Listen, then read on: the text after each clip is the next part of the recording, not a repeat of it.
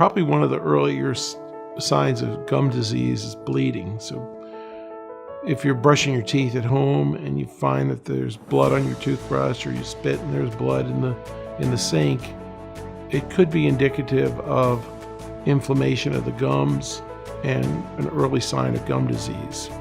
If left unchecked, tartar accumulates around the teeth.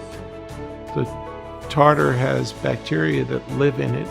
The bacteria release chemicals. The chemicals destroy the bone, and the tartar gets more and more prolific, and more bone disintegrates around the teeth, and then the teeth become loose.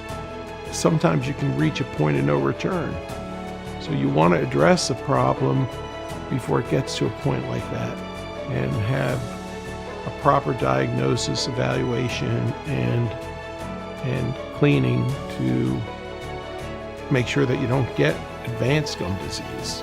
You can never really reverse it, but you can stop it in its tracks.